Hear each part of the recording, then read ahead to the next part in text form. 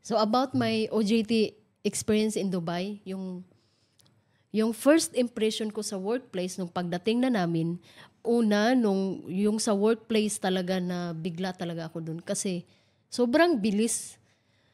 Yung magtrabaho sila, yung mga kasama mo sobrang bilis magtrabaho. Tapos hindi man lang kayo more on usap kasi iba-ibang lahi mix lahat. So parang nag-o-observe lang ako sa kanila, parang ganito pala yung ano. Akala ko kasi OJT lang, parang relax ka lang. So, syempre, OJT ka, di ba? Wala kang sahod, parang ganun. So, relax lang. Pero hindi pala siya ganun.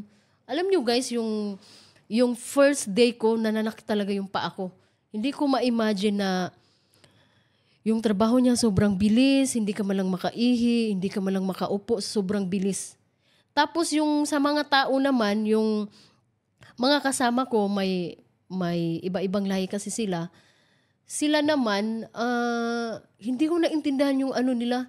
Yung first na, alam mo yun, yung first na nagsasalita sila, hindi ko talaga maintindihan kasi nga, bago lahat sa akin like, bago, first time kong sumakay ng plane, first time kong nag-Manila, tapos first time ko pa dito. Alam mo yun, para sa akin, new lahat ng mga experience ko. Kaya yung nakatunga nga lang ako sa kanila, parang, ganyan pala sila. Hindi mo talaga maintindihan yung salita nila. Hindi ko masyadong na-gets na. Tsaka yung sa environment, nagustuhan ko yung environment kasi nakita ko yung teamwork nila, kung paano sila magtrabaho, kung kahit na iba-iba yung nakasalamuha mo ng mga tao,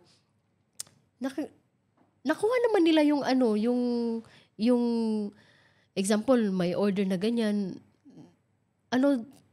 parang siya ba, parang gets nila lahat ba na isang ganun lang sa mata, one for this one, one for this one, or take away like that. Kuha agad. Parang wala nang parang, okay, this one is for table like that. Ang bilis. Ang bilis talaga.